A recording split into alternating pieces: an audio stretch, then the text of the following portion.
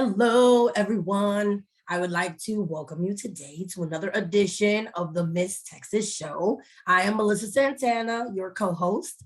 And so, to formally introduce you, I would like to let you know that we do have a wonderful guest on our show. But before that, we want to be able to let you know that this is the Miss Texas Show, where we showcase life in Texas as well as beyond and highlight amazing survivors of traumatic events, family violence, sex trafficking, sexual abuse, and community leaders who share community resources.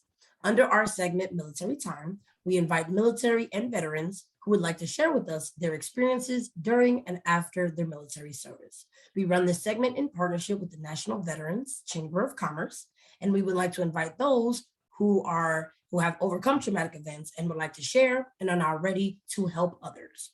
Under our Beauty for Ashes segment, we invite fellow pageant sisters who are winners and nominees, artists, musicians, actors, models, and dancers, as well as survivors who are now ambassadors for the cause and would like to share their lives as well as the impact they have made. Our show runs twice a month, and if you would like to become a guest on our show, you can email us at msusatexas@gmail.com, which is MSUSATEXAS@gmail.com, or you can message us on our Facebook, which is also at MsUSATexas.com, or I'm just Ms. USA Texas, which is MSUSA Texas. So now I'm super excited because we get to introduce our guest today, who's truly amazing. And so our guest is Charmaine Carter. Charmaine had a childhood that was full of verbal, emotional, and sexual abuse, all the way until she was 18 years old. Her family was very dysfunctional, and they themselves were victims of childhood abuse. So unfortunately, they found themselves caught in a cycle of abuse. When she reached the age of 12, she was gang raped by her cousins and her brother. When she told her mother about it, she was told that she had an overactive imagination. Something inside her died that day. She felt betrayed by her brother for raping her and by her mother for not believing her. Her uncle started touching her inappropriately when she was 12, and her brother continued to rape her until she was 14. Then he started to physically abuse her. The physical abuse did not stop until she went to college. Her adult life was filled with so much self-loathing, low self-esteem, and denial. She tried to find love in all the wrong people and got pregnant on her 21st birthday. She denied the abuse was real until she reached the age of 30, but then the night terrors, the memories all came rushing back. So she started self-medicating, first with alcohol and then with crack. She ended up addicted to crack, lost her job, her apartment, and had to give up her son to her mother and ended up homeless. She ended up going to rehab and getting her life back on track, and she learned to face the abuse that happened to her and started journaling. Her journaling turned into her first autobiography book called Black Family Lies. She became an activist for child abuse and domestic violence. She started a radio talk show, a local access TV radio talk show, local access TV talk show, and created short films, all dealing with abuse issues. She is currently working on a feature film about her life. And I can see why, because this is definitely worth filming and definitely a story worth sharing. So we are so incredibly grateful that you are on our show, but we definitely can't wait to learn more about you. And so Charmaine, if you could do us the pleasure of just introducing yourself, telling us more about you, your story, and we'll let you share today. So again, thank you very, very much for having me on the show. I greatly appreciate it. And thank you for that wonderful introduction. That's really humbling to me. Sometimes I still have to battle the low self-esteem, and I literally have behind me on the wall a list of the things I've done in my life, because I keep telling myself, you ain't done nothing with your life. You just go in day out. And I literally have to write things down to remind myself of the things I've done, because it's like, I did that? Did I really do that? I don't remember doing that. So thank you again. A little bit about me. I was actually, which I don't think was in my introduction, I was actually raped by my babysitter at the age of 5. It was supposed to be a little old lady. She was sweet as all could be, but she liked to play bingo. And what ended up happening was she would leave me with her grandson and me and my little brother, and he would rape the girls and threaten the boys.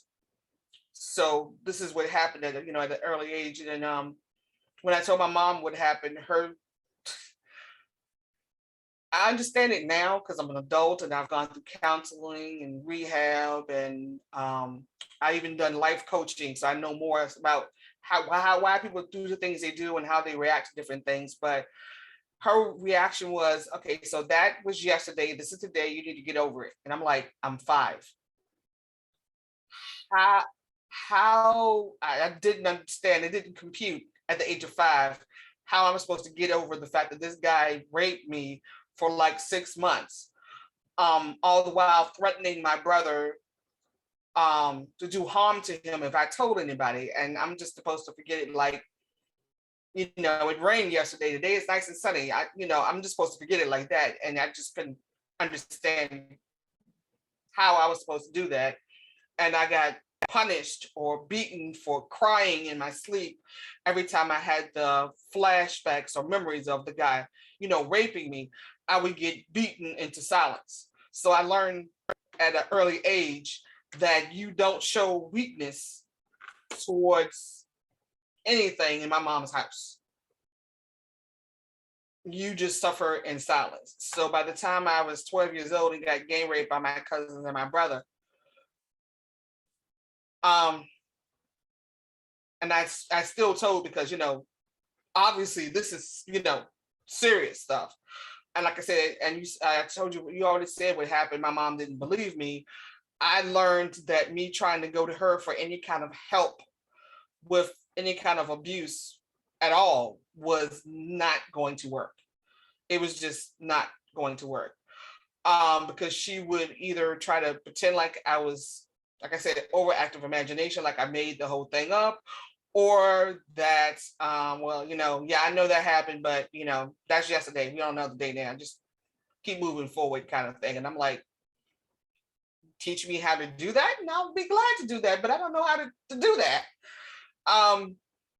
And so writing was my way of getting my emotions out, because every time my cousins and my brother, after they gang raped me, if I made sure I was never alone with them as a group, all my cousins and me, I was never alone with them as a group.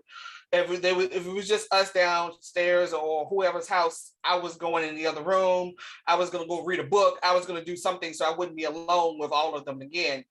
But individually, because they got away with it the first time, anytime I was alone with any of my cousins or my brother, they thought that they had the right to rape me again because no one would believe me.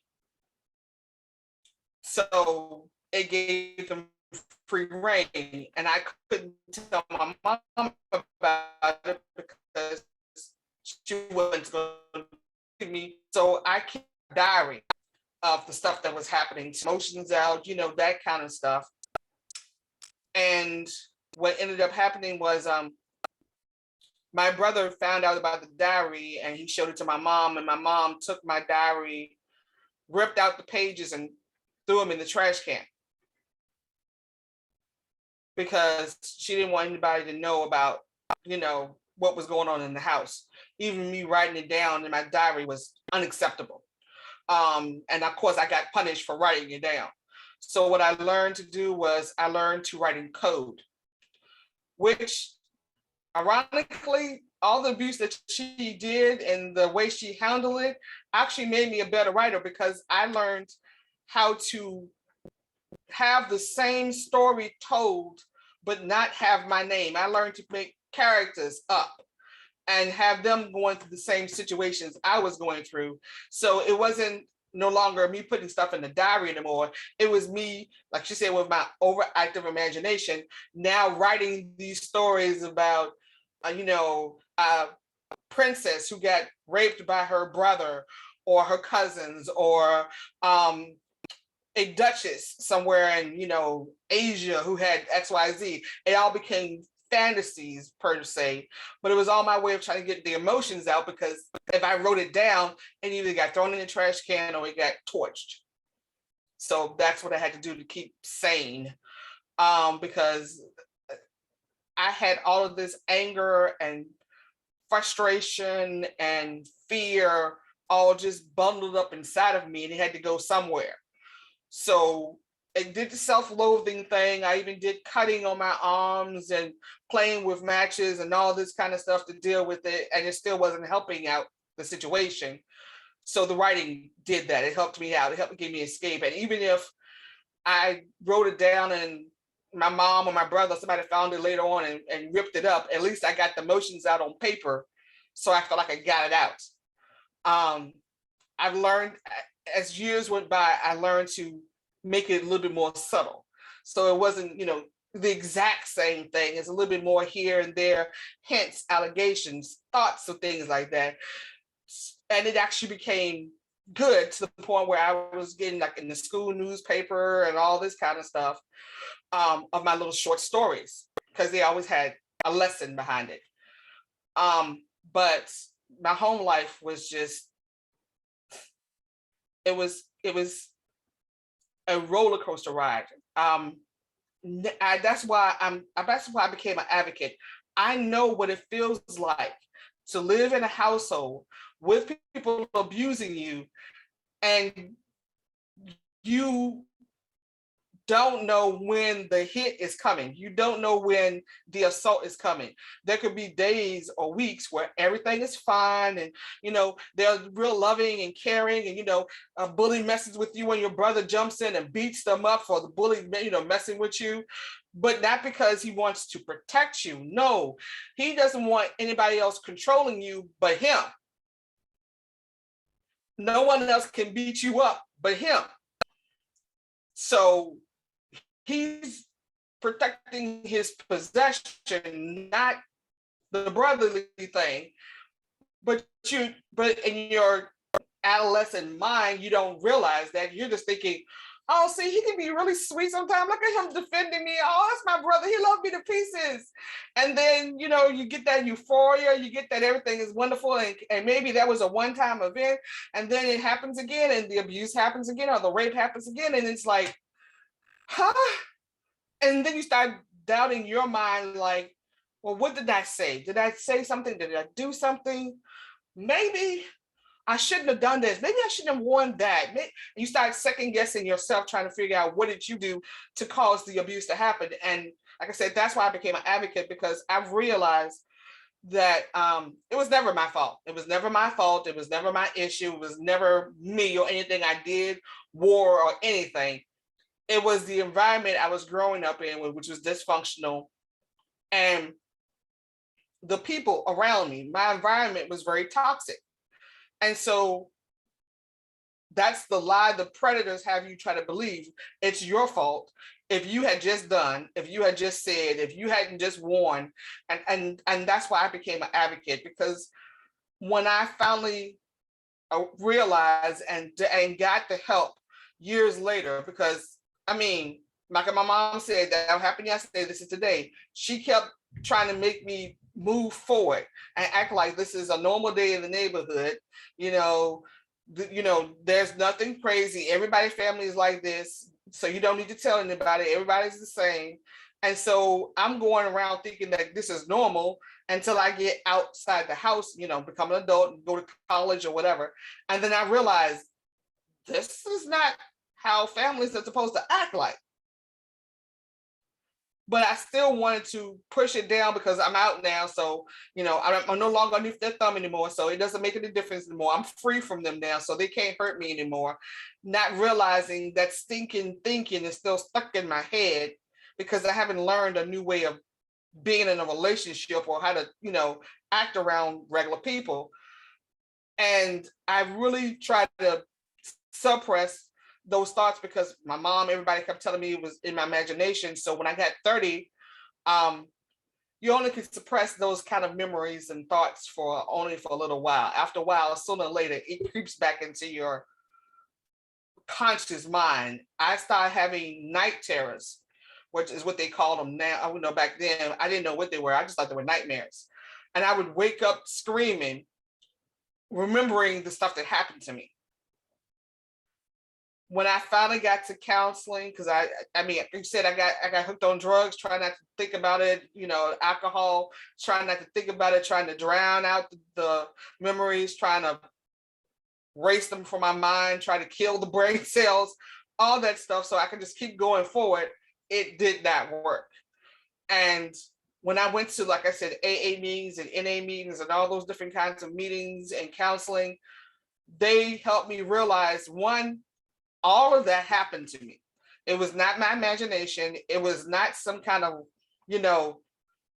Stephen King's imagination kind of thing. That literally happened to me. This is why you're having these night terrors. This is why you keep having all these flashbacks, because they're flashbacks of actual memory, and they're PTSD, post-traumatic stress disorder, which I had no idea what that was.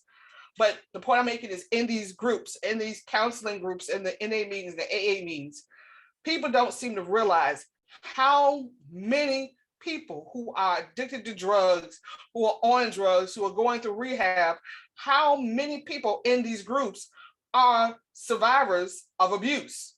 They have no earthly idea. And I went through counseling, AA meetings, NA meetings for like 5-10 years, to get it through all that stuff. And out of all those groups and meetings I went over, like the 5 or 10 years of going through all of them, 90% of these people, 90% of these people were abused at some point in their life by family members, friends of family. I mean, I'm talking about strangers who raped you out of the corner somewhere. We're talking about people you grew up with, people in the neighborhood, all this stuff. 90% of them were abused, and they turned to some form of alcohol, drugs, whatever, to deal with the abuse because they didn't know how to deal with it. And when I realized that, I'm sitting there going, oh, we got to do something, because this is crazy. I'm thinking people got on drugs because they just like the taste of it, or they like whatever. No, people are self-medicating because they truly cannot deal with what happened to them, and they don't know how to talk about it because they've been keeping it in so long. It's almost like, it's not even like having the elephant in the room. It's like having a room full of helium that you don't realize that if you keep breathing enough of this in, it's going to kill you. You keep breathing it in, feeling the buzz, and you think, okay, and you don't want to deal with the fact of, you keep staying in this room, you're going to die. But everybody else in the room is, oh, it's fine, it's okay, it's all right. And it's going to kill you, but you still can't seem to get out the room. I wanted to be one of those kinds of people who actually come into the room and drag you out, like, okay, come out here with me. Breathe the fresh air, realize that there's fresh air and you really should be out here. It's a whole lot better out here. Yes, it's gonna take you a minute to get readjusted to the fresh, clean air versus all that helium you've been breathing in, but it's gonna make you live longer and you're gonna have a better life without breathing in that helium. And I do this for that purpose. If it was not for two things in my life, and they came together hand in hand. One was my godmother, God rest her soul, Barbara, who showed me that I didn't have to be that person. I did not have to be that victim. I could be whatever I wanted to be.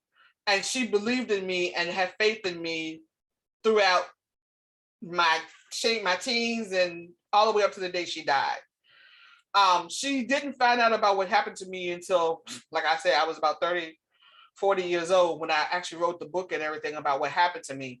But she knew something was going on. She could tell by the way I was acting, the things I was doing. And she just made me feel like I was safe and I was home. The only reason why I didn't tell her what was going on was because my mom made sure that I never saw my godmother without my brother. So therefore, I couldn't tell her the truth without my brother telling my mom that I told her the truth. So I was kind of stuck in between that kind of thing. And my godmother also instilled in me the good part of church, the good things you can accomplish with going to church, the relationship you can have with God. Because my mom and my family, they all were in church. I mean, they were the deaconess and the board of deacons, and they were all up in the church. And every Sunday, it was always the same thing. You get up, you got dressed, you go to church, you sat in the pews, you sung the choir, you sung your little hymn, you did your little prayers. And on the way out the door, mom would start going down the list. Did you see it? So and so, girl, did you see what she had on today? I can't believe she go da. I mean, we're still in the church. We haven't even gotten to the car yet. She's talking about everybody. And I'm like, how? This is solely hypocritical. But my godmother didn't do that. She did not do that. If the person came to church with a skirt so high you could see the color of her underwear, all my godmother would say was like, oh, I love that outfit on you. That looks so cute. And she was not being condescending or anything. She really adored that outfit. And she accepted people the way they were and not the way she wanted them to be. And that she instilled in me. And so I thank her for that. And I thank her for teaching me that one person can make a difference. Because she made a huge difference in my life. I have in my lifetime tried to kill myself 5 different times. I've literally had 5 different suicide attempts. And because I thought, I couldn't have this one more day. I couldn't take this one more day. And my godmother her words kept playing in the back of my head that one person with a real purpose can make a difference. And it might not be a difference in the whole entire world. It might be just make a difference to one person, but you never know what that one person is going to accomplish. And years from now, when you're gone and buried, that one person might say, if it wasn't for Charmaine, telling me her truth, I wouldn't have done X, Y, Z.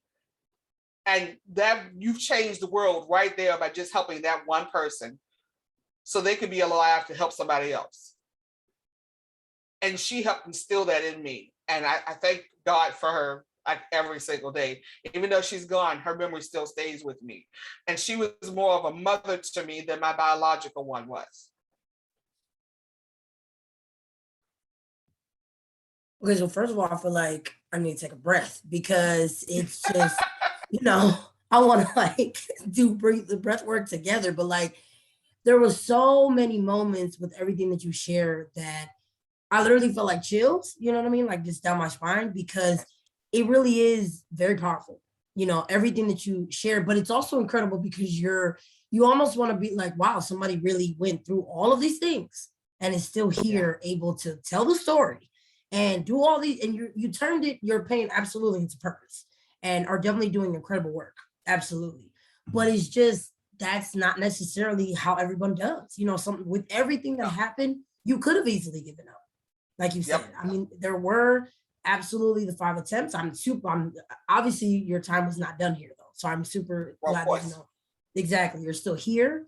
But I also that's why I just have to just start off by just thanking you for even, trusting us enough to be able to, share that. I know you've shared it in other ways, but taking the time to share it with us today. And like you said, I definitely think that the story like yours absolutely is going to impact someone. There's a lot of people that can see themselves in you, who are inspired by you, but also just for them to know they're not alone in what they've been through. And so they had that similar family situation and all of that. There were definitely, I did take notes though, because there was stuff there. I was like, let me just make sure that I don't miss anything. But I definitely think you touched on a lot of things that were extremely helpful. And then you brought it back with your godmother for sure, which I want to touch on as well. But few things I want to make sure that get highlighted. So you definitely mentioned, absolutely, was the lack of validation. And so that's incredible for you to have gone through something, but there was so many times where unfortunately you were invalidated for something that you lived through, that happened, but unfortunately so many occasions. So you developed enough courage to write it down in a diary, and then your first invalidation was that somebody found it, so your brother finds it. And unfortunately, of course, that wasn't even a positive interaction there because, he found it and then he goes and, tells, and then it becomes a thing. But for your mother to take them out and literally physically rip them out and then throw them away, I mean, that makes you feel like you're being thrown away. It's like a piece of you, right, was being thrown away as well. It's like that, she didn't realize that. So in her eyes, it probably was just that she was cleaning it up. Like, what, this is something, dirty. This is something I'm ashamed of. Right. Let me clean up the house. You know what I mean? I'm cleaning up my mess. Let's get rid of it. I'm not thinking about the fact that I'm hurting my child in the process. To me, I'm trying to clean up what's there. So, but that was just incredible there too, because I'm like, that's incredible imagery, let alone the fact that, but that's really what was happening. This isn't a metaphor that you were using, you know what I mean, to paint the picture of the pain. It's unfortunately what was taking place. It was your life. And so I think that that was absolutely incredible. And I think that's the thing too, is that our family members do hold a lot of like strength, you know, and our childhood definitely shapes who we become as adults and, you know, human beings, literally. And so a lot happened there. I definitely am glad that yes, you were able to take it and then, you know, evolve as a, you know, as a person and use it to do something positive. But I could definitely see, you know, what was there too. And then I remembering when you talked about the drugs, I think it was definitely very powerful too to have brought up how that is what a lot of people do it for. They're not just using drugs just because it's this really enticing thing to do. It's to escape from something that they don't want to live. You know, so like my reality is so much worse than what's happening. Let me take this enhancement so that I don't have to feel that. So it's not necessarily, and I know exactly, because even, you know, with your bio, I appreciate how transparent you were in the bio, you know what I mean, and saying what you were addicted to and, you know, all these things. And so, you know, and some people, maybe even viewers are like, oh, look, we're being really transparent. Yes, we are, because we want to make sure that your entire journey is captured and there's nothing to be ashamed of in that, because yes, just like others, and like you said, there's a lot that's there, and it really sheds light on how the power of abuse, unfortunately, the impact it can have. If it's not dealt with, it will show up in other ways. And as you mentioned, I think the night terrors was definitely something too that we might have talked about, you know, we've definitely touched on in different ways, like on the show, but just to remind viewers what that means, because when you don't deal with whatever's happening, it will find its way to show up in another way. And so the night terrors definitely being a prime example of that. And so it coming back in that way and then, you know, showing itself up to you and then causing you a new emotion all over again. So unfortunately, what you did not deal with during the day showed up at night. And so now you're exhausted, you know, you like, you weren't able to escape it then. And then here it goes finding you again, you know, and having that. But I do love that despite that, you did not allow that to just like take hold. And so another thing that was really interesting to me was, and this is going to lead me to my first question, is that you said that when you started to create stories, first of all, you made it in code, which was like, what? That's super amazing. Like, talk about finding a way. You know what? I'm gonna find a way. I'm gonna get creative, and I'm gonna still get these thoughts out. So I think that that was, you know, again, like I said, super astounding. But you said that when you made the stories, there were always lessons in them. That's something that I was really curious about. So it's just interesting. And it's incredible too, because I'm pretty sure you said you started them when you were young. So for a young person to be doing that and still trying to find a positive in that is just amazing to me. But I'm curious about that. So if you could tell us a little bit more about like the story specifically that you would make and like what lessons they contained and just a little bit about that first. Sure. No problem. So when I told you when I was about 5 years old, I got raped by my babysitter. After that, I started getting a whole lot into books, you know, reading the books to try to get out of my own head. So I started reading all these little kids' books and then, you know, mysteries. And I got really good at wanting to into mysteries. I always, because of, to me, the bad guy got away in my real life. I wanted to read about mysteries where the kids, you know, like Nancy Drew and all those kinds of things, even Scooby and the gang, where the kids found out what the bad guy was doing, caught him, and now he's gone to jail. That felt like, you know, vindication for me, a kid who the bad guy got away, and, you know, only thing that really happened to the bad guy was I was no longer, me and my brother weren't going back and forth to him anymore for the babysitting. We went staying with my grandma, you know, for her to babysit us instead of the babysitter now. But to me, he still got away with it. He still was able to do that to other people, and I wanted him to pay. So me reading these stories about, you know, detective stories about, you know, Nancy Drew and how she did this, and you know, was it Nancy Drew, Drew brothers? I forgot the different characters, but you get the point here. These detective stories that were for kids at the time, I became a huge fan of them. I just loved them. And then when I got older in school, like you said, 12 years old, when I got older in school, I got gay with my cousins, my brother, I was taking English, and they were teaching, you know, back in the day, I'm an older person. They were teaching us like William Shakespeare, Macbeth, you know, Hamlet, all these kinds of things. And their language was just god awful. I mean, I understand it was a different decade, but you're talking to a modern person. You want me to read this is thous, thus. I could understand a word they were saying. But they had a book they called Cliff Notes that came out back when I was a kid, and that kind of summarized everything about these, Hamlet and all these stories, and put it in English words, words that you can understand. Well, I'm like, so let me get this straight. So by changing the words around and making it like this language, I can say what I want to say, but only people who can understand it would be able to know what we're talking about. Versus if I just write it the plain way I normally write things, everybody understands. So just changing the words around can hide what's actually I'm trying to say. Oh, how do I do that?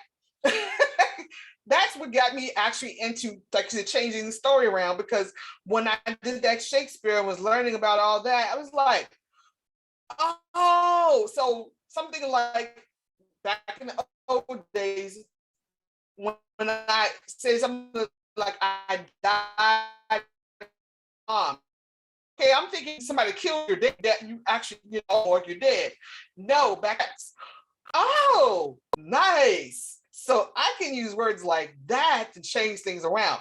Okay, so that's what got me the idea of doing that Shakespearean class, English class, about that. And then I learned I can change words around and give it like different meanings and subtext. And that's how I learned that from school. And I incorporated that into, my books and everything and my writing. The stories behind it came along when I told you my family, my mom, because she knew by now my brother had found my diary, that I was still writing everything. She banned me from writing. She told me I couldn't write unless it was schoolwork related kind of stuff. I couldn't write anything. I was so desperate to write. I was writing on bulletin boards in church. I was writing on toilet paper in the bathroom and then flushing it down the toilet because I was going to write. I need to get it out of my system regardless. I was going to write. I was determined, but I realized with it not having like a beginning, middle, and end, it still came out like a diary kind of thing, and that would still get my mom to rip it up or shred it up. So I said, okay, so I read a lot of books. So how do we make it like a fairy tale kind of thing? We'll put some kind of lesson in it. For instance, I had one character I called Diana, and her mother had died when she was young. And she was her and her father was an archaeologist, going on digs all over the world and all this kind of stuff. And I would have her have these adventures, like she was helping her dad in the museum. Dad told her not to go into this room or don't touch this stuff, and she goes in anyway. And and acts a curse because she didn't do what her father said. And then father had to come in and help her break the curse. And then she learns when dad says don't touch certain things, maybe I shouldn't touch certain things. Okay. So lesson learned. I don't touch the thing where dad said don't touch because he knows a little bit more than I do. And I would do things like that to kind of, make a little lesson out of it.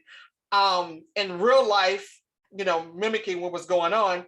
In real life, it was just the opposite. I was telling my mom that something was going on and she wouldn't believe it, and then it would happen. And now you have this big, huge thing going on. And now she has to try to cover it back up again and try to fix what's going on. And I'm like, but if you had listened to me the first time, we wouldn't have this. Okay. And that's how that happened. Absolutely. I definitely agree. Like that's usually, like how a lot of those conversations have to go in for it, especially when there is a lot of like denial and all those things taking place. But I definitely think that's incredible. And I was so engrossed in hearing that, and just that is, and I definitely think that that's what's great about it. So then it becomes such a great therapy for you, to be able to then finally have those thoughts and all that. But it's definitely something intriguing for me. I was thinking like, oh yeah, I do want to know like what happens, in that story. And like, it's something where, you're kind of like, it definitely, has your attention. But I think, wow, like what's incredible about that is you, like you said, you were definitely determined to write. You were going to get that message out regardless. And I think it was also really great too, that like, speaking of writing, you even pointed out like the list that you have up. Like it was to the point where there's been moments in your life where you have felt low self-esteem, and we all do. Like, I think that's what some of us seem to forget. Like, we've all faced that. Even like someone like myself. I mean, I still have those issues, where I like question myself. Imposter Yeah. syndrome is real. You accomplish Yes. something, you're like, did I really deserve that though? Like, or is that really me? Right. Yes. And so, like, even for you, I think it's also incredible too that you even started us off by saying that, speaking of writing, you write down your accomplishments as a reminder, because so often we are our worst critics, and we have to remind ourselves who we are and that we do have value. But especially, it can be especially difficult when you grow up not hearing that message though. And so you did not get a lot of positive messages. So you actually had to be the reminder yourself, in a lot of ways. Well, but I think now, so I'm sorry, I don't want to cut across you, but I have to correct you on that. My mom did give me positive feedback growing up, but she only gave me positive feedback because she was trying to make me, my mom was very controlling. My mom was trying to make me into a version that she approved of. So as long as I was doing her approved curriculum, as long as I was doing, majoring in math or doing math, as long as I was getting these grades, as long as I was in, in the after school program, as long as I did her little version of what Charmaine was supposed to look like, I was being patted on the back, congratulations, all that kind of stuff. And for years, even after I graduated high school, I still was trying to make myself into that mold that my mother wanted me to be, so I could get her approval and get her love, because I had to be, my mom 2.0, so that she would be like, well, that's my little girl, Charmaine. That's my daughter. That's right. I'm so proud of her. Didn't she do all this wonderful stuff? But as soon as I deviated off to do my own thing, my mom told me, and I still remember this, and it still plays in my head to this day. Another reason why I have to write this stuff down. She told me that if I tried to become a writer, I would starve to death. This was her words to me at the age of 13 years old. I put it in the school newspaper, and it became a running thing. Every couple of weeks, I would put a new article in, like, Diana, went to Cairo, Diana went to this and that kind of stuff. And my mom told me I would starve to death. So when I published my first book, The Black Family Lies, my autobiography, the first thing I did was go to the Department of Motor Vehicles in my state and get me a license plate that says C. Author.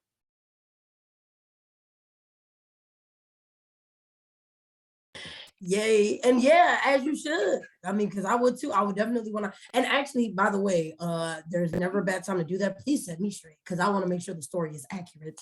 But I agree. And I think that it was definitely very helpful that you clarified. I'm sorry, say that again. I couldn't hear you. Oh, that I'm glad you set me straight as far as like correcting what the story is. Let's make sure we're getting the story accurate as possible. Because definitely, because in that case, that's also, I'm definitely glad you clarified, because there are a lot of people who, when that does occur, when there is abuse, there is times where that does happen, where you're still hearing positive messages. And I'm glad you brought that up. You still might hear them. It's just that unfortunately, it still might come from a dark source, or it might come with some, manipulation behind it, unfortunately, and all of that. And as a result, you get very confused, because you hear positive in one respect, but then unfortunately, you don't hear something uplifting. So exactly, it causes a lot of mixed emotions there on top of everything else that you're already feeling, that it's hard to, make sense of. So I definitely appreciate that clarification, but you gave me such a beautiful transition to the book, which is the next thing I wanted to talk about. But I also wanted to, before that, say that I'm also want to pay homage to your godmother as well, because I definitely think that, while you were seeking validation, of course, and I know your mother was unable to give it to you the way that you really sought it and, wanted it, it was lovely that the universe, was able to, provide it with your godmother. Like, she was able to give that love that, you had been seeking and, gave it just freely. You didn't have to ask for it. Exactly. Like, so that, and because I was curious about that before you mentioned her and you mentioned school. I was like, I wonder if there was anybody there who helped. Was it maybe a mentor? But then when you mentioned your godmother, it made sense. I was like, okay, well, great. I'm glad that there was someone, because usually in the midst of it, there's always usually someone that somebody sends, that you at least can have that one person who's kind of like a safety net, who can help you feel sane in the midst of all of this and all of that. So I'm just glad that for you, it was your godmother. Absolutely. But I definitely do love that, yes, you were able to turn all this around. You were an author, ma'am. So yes, I definitely want to get into that. I'm very curious. I definitely want to hear more about the book. what it's all about and all that, but also just how you got there. Because right now, all I know is that you definitely write lists, and it was to the point where you were writing on toilet paper and flushing it down the toilet. I'm curious how that evolved into being an author now, being able to write freely, and how you got to that point.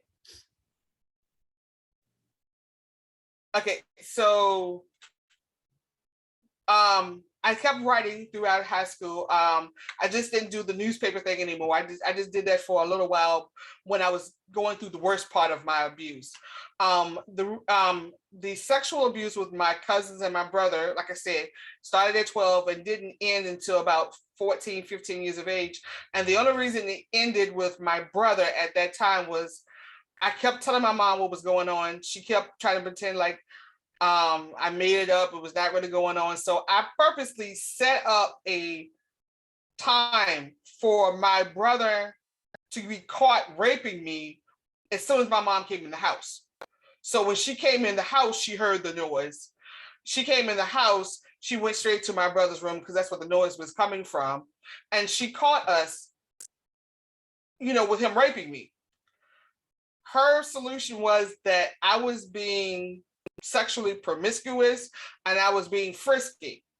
And so she beat me and my brother, and that was supposed to solve the whole thing. After that, though, she kept a watchful eye over making sure that we didn't do that again, because she thought we were actually just having sex with each other, not that he was raping me. So he realized he couldn't do that anymore. Also, he made the mistake. Remember I told you about my godmother? She worked at a church group at the church we were going to, and she did with all the young teenage kids. And so we were in that group. My mom figured it would keep me out of trouble and keep me and my brother from doing what she caught us doing. My brother, one of the guys in the group was attracted to me, thought I was cute or whatever. And me and him actually had sex one time. And so he was telling the other guys how good I was and so forth and so on. This is not my words, this is his. And my brother was like, yeah, she's, she got this birthmark right here and she did it. And he said that out of his mouth to the other guys, trying to prove that he had had sex with a girl, and basically said it was with me. That's when he found out outside the household that was not normal. In fact, that was creepy. That was really absolutely disgusting creepy. And when the guys heard him, they were like, that's disgusting. And they, basically ripped him a new one. And after that, he realized that was not right, what he was doing. So between him getting caught by my mom and the guys in the group in the church telling him that, he got picked on as soon as he went back to school, because some of them were in the same school he was in, and they told them, and so the whole school knew about it. And he was just piranha, ostracized. Nobody wanted to talk to him. No one would be around him. And so he has like draw, which I do. And so he went from trying to screw me to trying to beat me up, and he'll control me another way. Anyway, I'm telling you this for a reason. After that, it became very physical abuse, and I couldn't write anymore because I never knew he was going to try to come in and beat me up or whatever. So I stopped writing for a while. I went to college. Thank God I got away from all that craziness. And I tried to put it behind me. So when I went to college, I didn't write anymore. I was fine.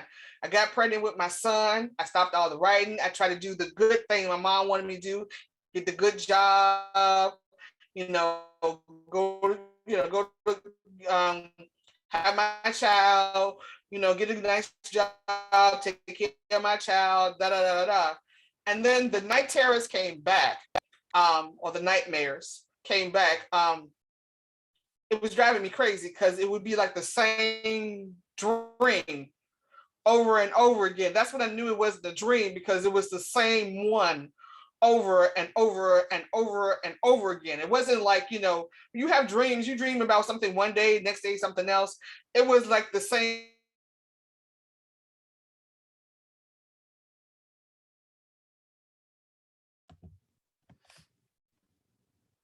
So as I was saying, the night terrors, it was the same thing over and over again, and it was just driving me crazy.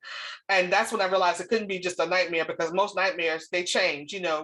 you talk about, one nightmare you be having a giant rat coming after you, another one, you're the Teenage Mutant Ninja Turtles, all kinds of stupid stuff. But this was the same thing over and over again. And so I knew something was wrong, but I didn't know what it was. So I started doing the alcohol and the drugs to try to,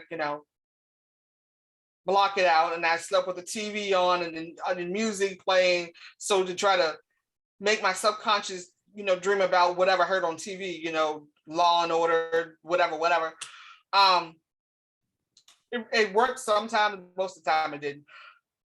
When I got clean and got into AA and NA and stuff, one of the first things they taught me to do was to journal your emotions. Just write down what you feel, blah, blah, blah, blah, And I started writing down what I feel. And then they said, well, write down a traumatic experience that happened, or write a letter. That's what it was. Write a letter to the person who abused you and tell them how it made you feel and so forth and so on.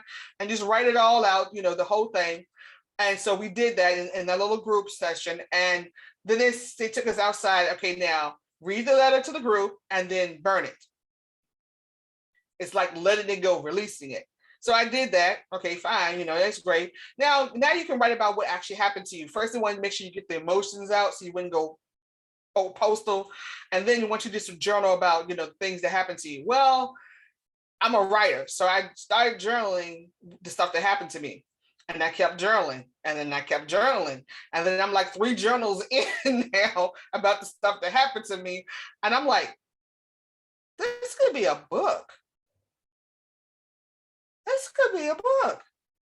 Because when I was in the meetings and in their meetings, I didn't realize in the meetings that me being able to articulate the abuse that happened to me, how it made me feel, the whole thing was not something every person could do.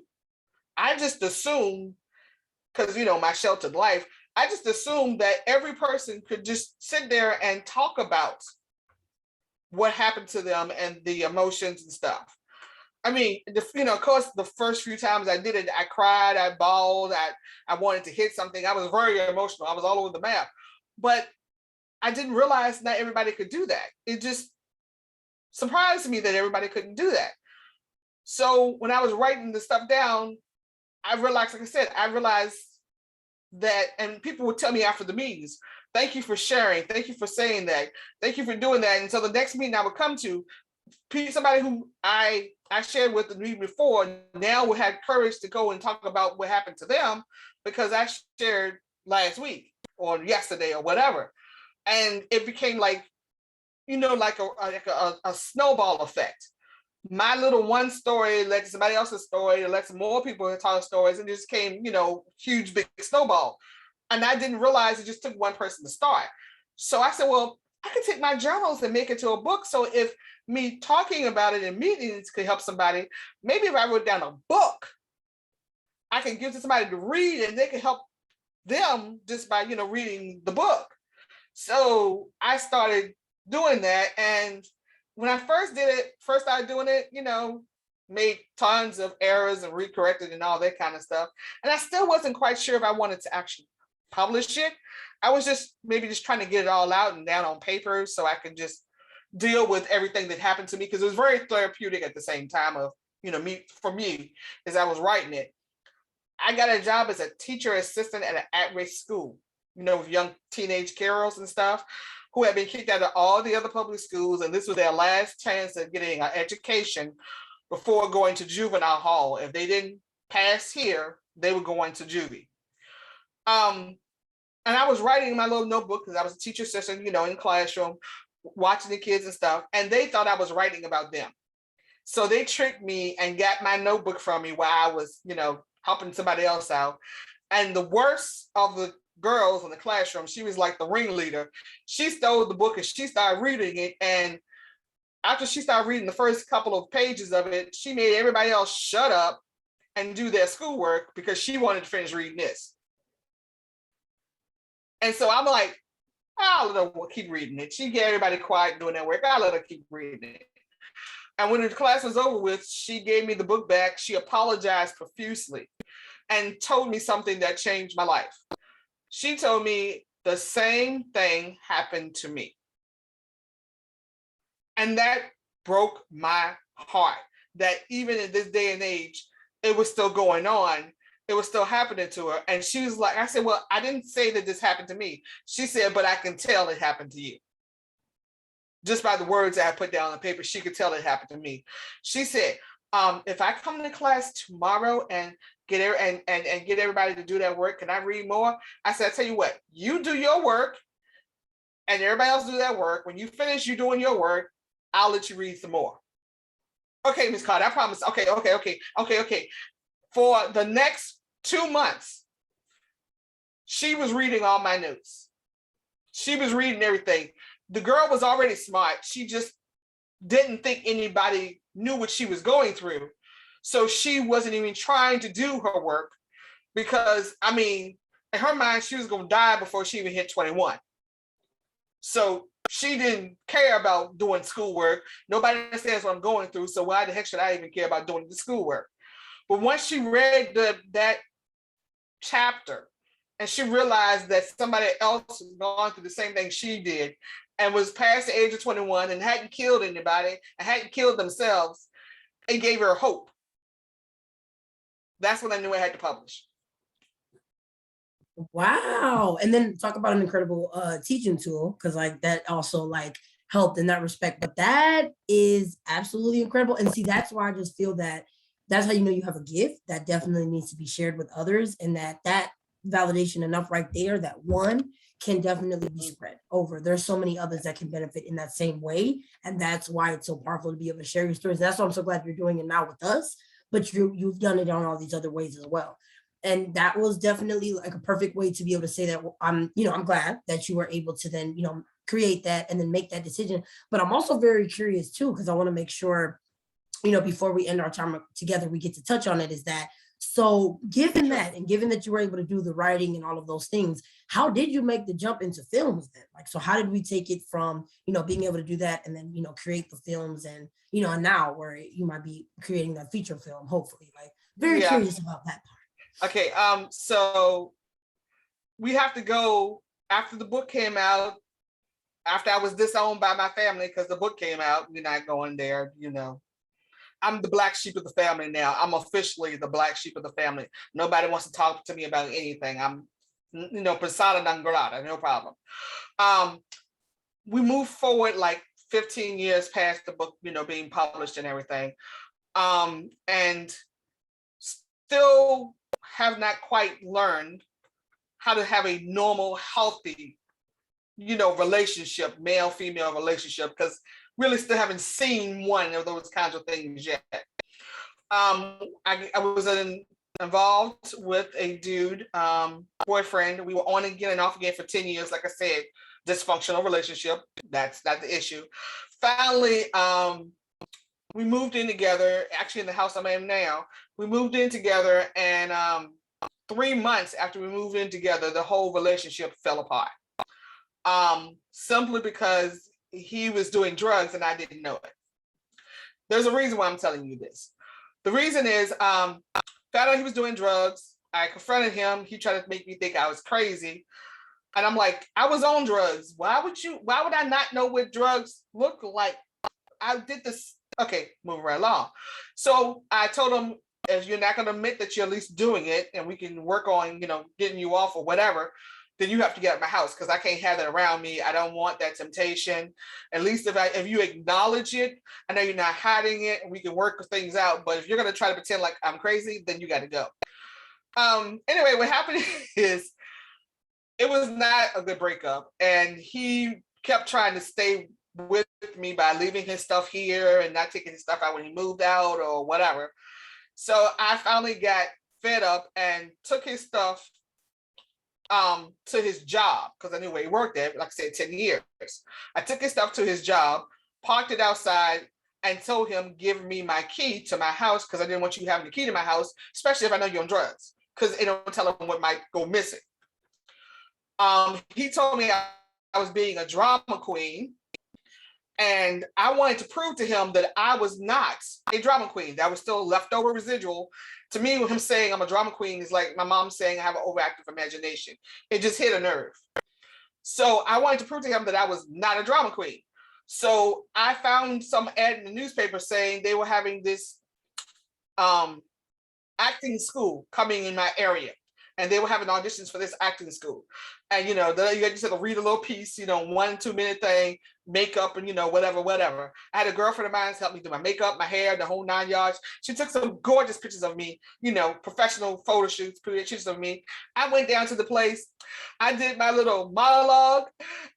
And that same day they said, okay, we would like to have you come to our school. And I'm like, what? Yeah, we think you have real raw talent. No, you were supposed to tell me I'm not good so that I can prove to my ex-boyfriend that I'm not a drama queen. Yeah, it proved him right.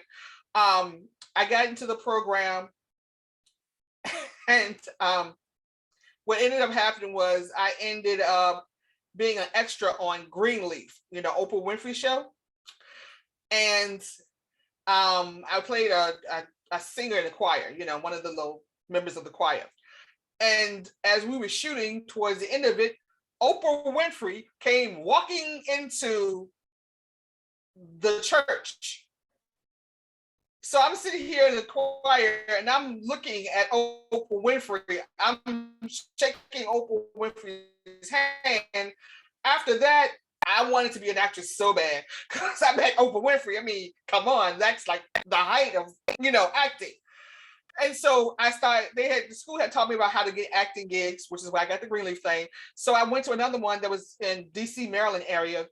And it was a small production. They wanted the extra. So they actually, and they had me there, do you know how to do anything else?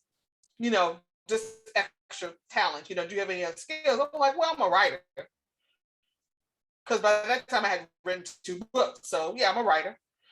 And I had my monologue I did for the prison system. Anyway, the point was they liked the idea I was a writer. They wanted me to write something for them. I did. And then I said, okay, I'll write something for you if you help me make this short film about XYZ. And it was about date rape in college that happened to me. They're like, okay, we'll help you make the film. And so I wrote the script for them. They loved it. They paid me money. We did the little short film for myself called A Moment in Space kind of thing. And it was a short little film that basically talked about date rape and how you never know the person you're dealing with or who you're dating with.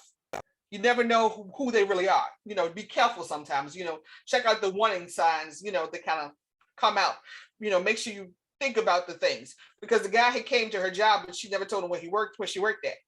That should have been a red flag right there. You never told him where you worked at. How did he know? Okay. Anyway, I did the little short film and it was great up until the last moment when they came time to actually edit. The person who I was working with said she was the producer, and that since she was the producer and I was supposed to be like an associate producer or executive producer or whatever, since she was the producer and the money person behind it, she can change it to whatever she wanted to. And she changed my story. And she changed it. There was a scene where the girl's supposed to be like looking at a book. Her father was supposed to be like an astronaut or whatever. And she was supposed to be looking at this book.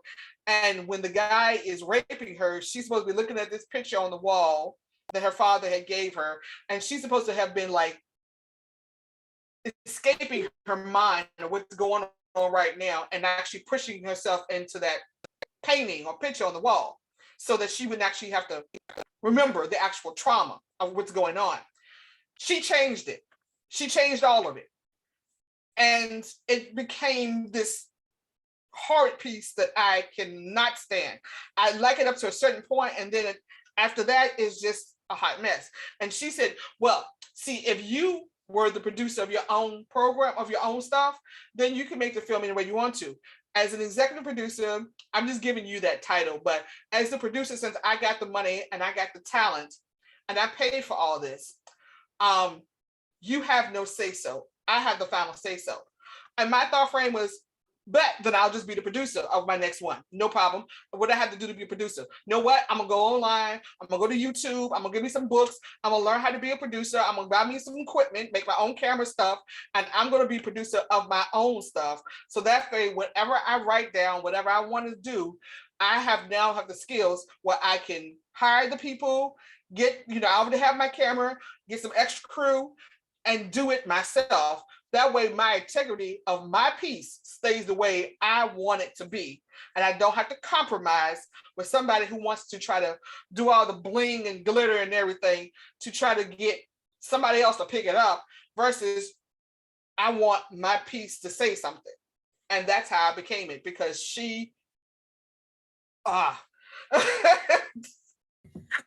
No, I definitely can agree. And all I was thinking in my head was, yes, snaps. The fact that you stood up for yourself, because yeah, unfortunately, there are people who want to railroad or like change the entire situation around. And I get that, yes, she did have access and she might have had, certain status, but that does not give you the right to completely change something. You had a clear vision. You knew exactly what it was that you were trying to accomplish in that. It's not like you were confused. Right. You knew exactly what kind of story you had in mind. So, the audacity really to just kind of say like, oh, well, you know what? I think I got a better idea. Why don't you go ahead and let me handle this? You go ahead and take a back seat to your own, your own story. But okay.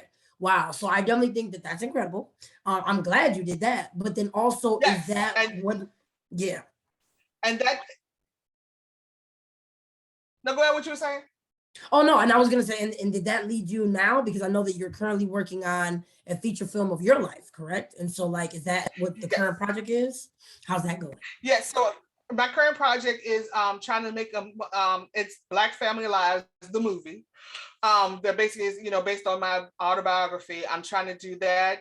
I'm also, because of, now going current to where we are in 2021, because of the COVID-19 and all the stuff that surrounded that, more and more people are being abused on a daily basis than in any other time in history, because of people being locked down and shut down. And even with us back open, there's still, kids can go to school sometimes, and then the COVID hit and they had to go back home.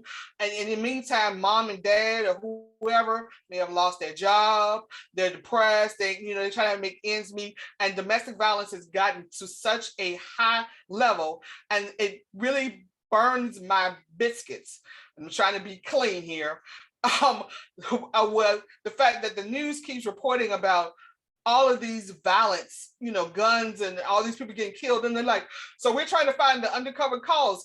It's domestic violence in the home. This is the cause. Why don't you seem to understand this?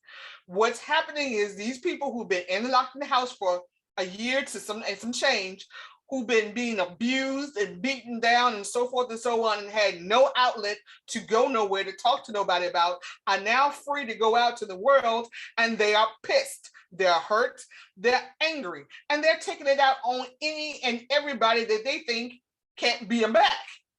This is what's going on. This is the beginning, middle, and end of it. So I've taken life coaching classes and passed them, and I'm trying to do life coaching to help out these people.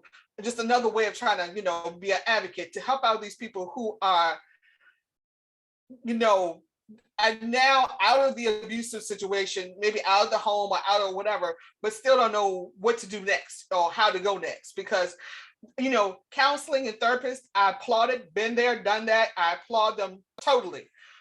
But what most therapists and counselors do are things of like, so yes, I understand that. And how does that make you feel? And what do you think you should do next? And the problem is somebody who's in the middle of abuse or just got out of abuse don't know what to do next. They have no idea what the next step's supposed to be. They don't have, and going in person like it used to be when, years ago when I did it, is not always feasible right now with COVID, because they can't see with so many people. They can't all be in the building at the same time. They have so many feet space away. So I'm thinking life coaching is another way of helping people who are either still stuck in it, or so that's what I'm trying to do. I'm trying to do my movie and the life coaching to try to help out people. Yeah. Wow, which is definitely, once again, no small feats. So definitely wow to that. And you got, some great things that are in the works on your plate, and then also that you're gonna be able to share with others. So I definitely think that you have a lot of great things going on and a lot of wonderful things that people can connect with you on, but also to you on. So I definitely would say that, with all of this great information that you shared and everything, I'm just curious now if there's any way that anybody watching can connect with you, learn more about you, maybe even, support, your projects, or find like your book, anything like that, anything you want to share. I want to be able to give you an opportunity, please, to share any of that. Sure. So first of all, if somebody wants to get in contact with me, they can get in contact with me on my email. I have a business email specifically to help out, business stuff. And it's my Carter, my last name, Carter, entertainment, all spelled out, at Gmail. I also have Facebook page. It's Carter, Carter, enter, Enter. That talks about stuff that I'm doing now. And I'm using I have a nonprofit called Survivors of the Lion's Den. A little bit on the nose. And I use that for my coaching. And that's just survivorsofthelionsden.org. And that's what I use for my coaching kind of thing. I'm trying my best to help out people who are still out there who need help. I know how bad it is to actually feel like you're the only one in the world going through this and nobody understands it, or what you're going through and how you feel. And I'm trying to let people know that you're not alone. One of my ex-boyfriends, abusive one, he said something to me that still radiates with me. He says that if I've gone through all this abuse and I can't help at least one person with this or going through the same thing, then I went through all this for nothing.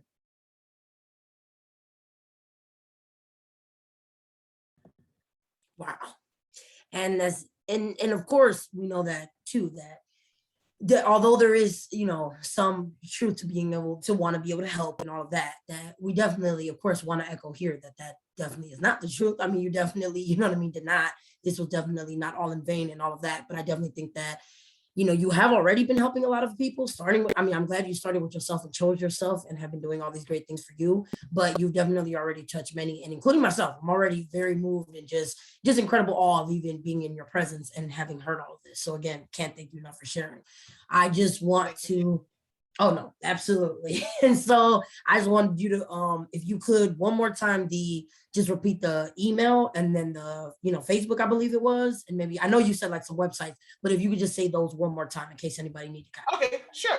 So my email address is my Carter, Carter, and entertainment, spelled traditional way, at gmail.com. My book is called Black Family Lies, Lies. That's on Amazon right now.